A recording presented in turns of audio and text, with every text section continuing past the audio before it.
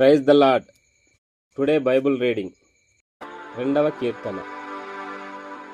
అన్యజనులు ఏల అల్లరి రేపుచున్నారు, జనములు ఏల వ్యర్థమైన దానిని తలంచుచున్నది.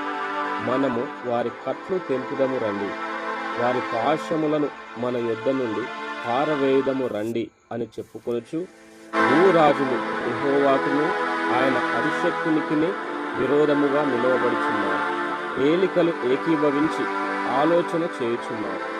ఆకాశమందు ఆశీనుడగు వాడు నవ్వుచున్నాడు. ప్రభు వారిని చూచి అపహసించుచున్నాడు. ఆయన ఉగ్రుడై వారితో పలుకును, ప్రచండ కోపము చేత వారిని కల్లడింపజేయును. నేను నా పరిశుద్ధ పర్వతమైన సియోను మీద నా రాజును ఆసీనునిగా చేసి ఉన్నాను. కట్టడను నేను వివరించదను. యెహోవా నాకీలాగు సెలవిచ్చెను, నీవు నా కుమారుడవు, నేడు నిన్ను కనియున్నాను. నన్ను అడుగుము, జనములను నీకు స్వాస్యముగాను భూమిని దిగంతముల వరకు సొత్తుగాను ఇచ్చెదను.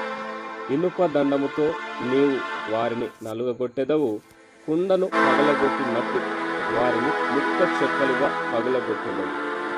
కాబట్టి రాజులారా వివేకులయుండుడి, భూపతులారా బోధనుండుడి.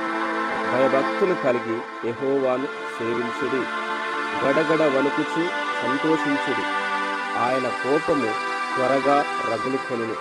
కుమారుని ముద్దు పెట్టుకొనుడి, లేని ఎడల ఆయన కోపించును. అప్పుడు మీరు త్రోవ తప్పి నశించెదరు. ఆయనను ఆశ్రయించు వారందరూ ధన్యులు.